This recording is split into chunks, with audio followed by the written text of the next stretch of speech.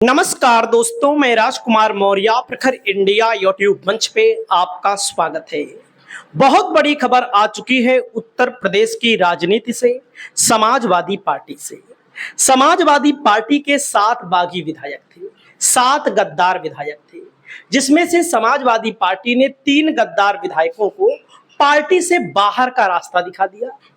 अभय सिंह गोसाईगंज के विधायक को, राकेश प्रताप सिंह गौरीगंज के विधायक को, ऊंचाहार के विधायक मनोज पांडे को, यानी कि 3 विधायक अब समाजवादी पार्टी से चले गए।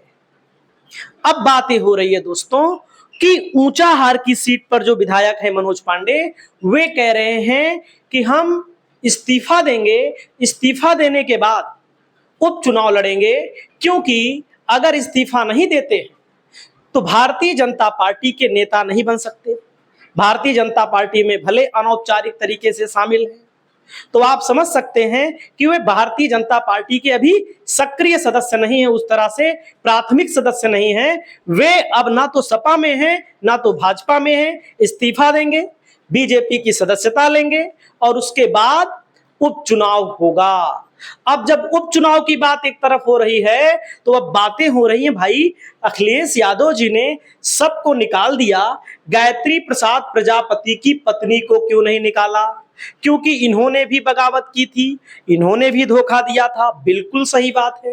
लेकिन इन्होंने ना तो सपा को वोट दिया था, ना तो भाजपा को वोट दिया था, और इनकी मजबूरियां भी थी, तो अखिलेश यादव इनकी मजबूरियों को समझ सकते हैं थोड़ा बहुत। हालांकि बातें चल रही हैं समाजवादी पार्टी में कि इनको भी भविष्य में टिकट ना दिया जाए अमेठी से, लेकिन भविष्य क्या होगा ये तो आने वाला वक्त बताएगा। लेकिन गायत्री प्रसाद प्रजापति की पत्नी विधायक बनी रहेंगी, इनकी सदस्यता पर कोई खतरा नहीं है। अब चलो ठीक है, इन्होंने जब सपा को वोट नहीं दिया, बस भाजपा को वोट नहीं दिया, तो कोई बात नहीं है। वोट तो दिया था पूजा पाल ने, पूजा पाल को समाजवादी पार्टी क्यों नहीं निष्कासित की? उसके पीछे कई कारण है दोस्तों। पहला नंबर कारण मैं आपको बताना चाहूंगा कि पहली बात तो पीडीए समाज से आते हैं। पीडीए समाज मतलब पाल समाज से आते हैं। चलो ठीक है, पाल समाज से आते हैं तो क्या गद्दारी करेंगे? पाल समाज को कलंकित करेंगे? पाल समाज तो ऐसा नहीं है।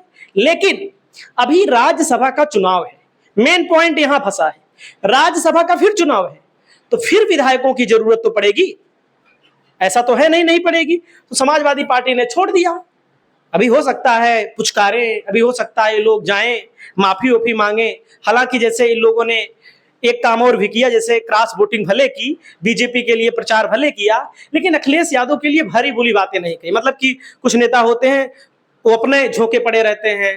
जैसे अखिलेश यादव को उन लोगों ने हिंदू विरोधी, राम विरोधी, फलाना विरोधी, ढमकाना विरोधी, हम गाड़ी खरीदते हैं तो गाड़ी से देख कर जलते हैं, ऐसा करते हैं, वैसा करते हैं। तो बहरहाल इन लोगों ने कुछ नहीं बोला, तो इससे इनको फायदा मिला। फायदा भी मिला, सपा ने इनको छोड़ा है। हो सकता है इन लोगों से अभी राज्यसभा के चुनाव में काम बढ़ेगा, तो भाई हो सकता है लोग सपा को वोट दे दे, क्योंकि बीजेपी से इनको टिकट मिलने वाला नहीं है, और मिलेगा भी तो बीजेपी से लोग चुनाव हार भी जाएंगे। आप सभी साथियों को पता है कि इन लोगों की स्थिति उतनी अच्छी नहीं है। तो पूजा पाल को इसीलिए छोड़ दिया गया है। अब अगला नाम आता है कालपी से विधायक विनोद चतुर्वेदी का। इन्होंने भी क्रॉस वोटिंग की, लेकिन इन्होंने भी कोई उस तरह का बयान नहीं दिया जिससे कहीं ना कहीं ठेस पहुंचे किसी को। अखिलेश यादव को लेकर कोई बयान नहीं दिया, या समाजवादी पार्टी को लेकर कोई बयान नहीं दिया। चुपचाप बैठे हैं, चुपचाप बैठे हैं, और ब्राह्मण बिरादरी से आते हैं। समाजवादी पार्टी ब्राह्मणों को संदेश देना चाहती है, चलो ठीक है हमने मनोज पांडे को तो निकाल दिया, क्योंकि मुख्य सचेतक बनाया था सपा ने उनको, और संदेश देना चाहती है। संदेश पहुंचेगा कि नहीं पहुंचेगा उस आप लोग बताइएगा। लेकिन मैं आपको बताना चाहूंगा कि यहां पर विनोद चतुर्वेदी को टिकट सपा हो सकता है ना दे, क्योंकि जहां से विधायक हैं श्री रामपाल समाजवादी पार्टी के दिग्गज नेता हैं, जिनको सपा ने पिछली बार टिकट दिया था, टिकट काट दिया था, और बहुत कम वोटों से चुनाव जीतकर आए थे। तो राज्यसभा में चुनाव में वोट लेने के लिए विनोद चतुर्वेदी का प्रयोग समाजवादी पार्टी कर सकती है, तो इसीलिए इनको भी नहीं निकाला गया। अब इनकी भी एक तरह से वापसी ही मान लीजिए। अगला नाम है दोस्तों, इनका नाम है आशुतोष मौर्य। आशुतोष मौर्य सुरक्षित विधानसभा से विधायक हैं।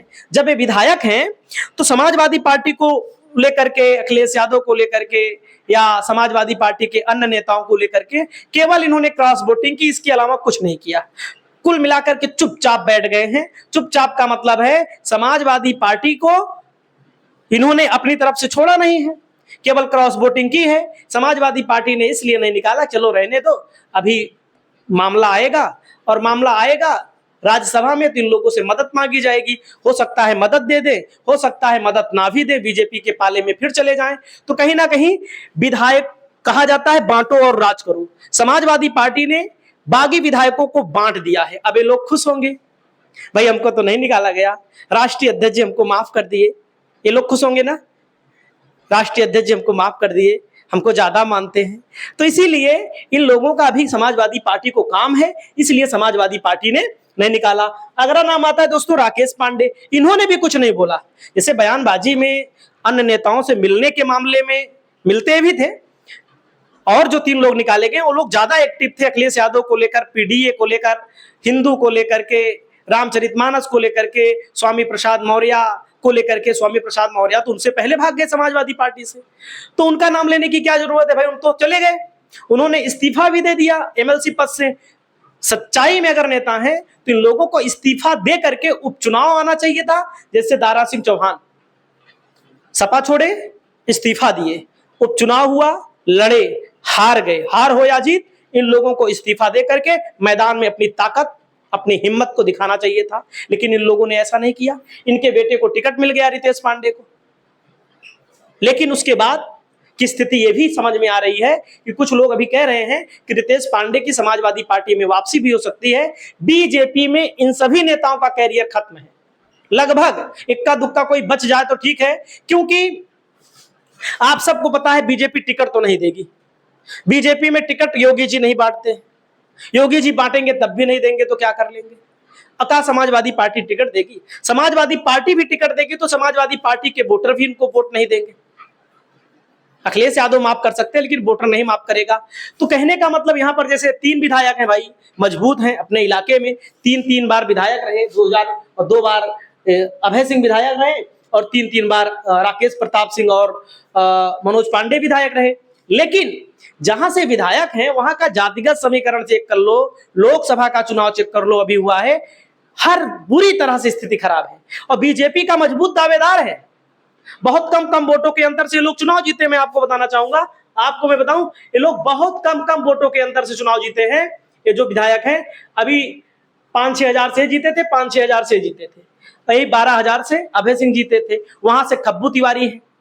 अब खब्बू तिवारी जब हैं तो अभय सिंह को कैसे टिकट मिलेगा, कैसे राकेश प्रताप सिंह को मिलेगा।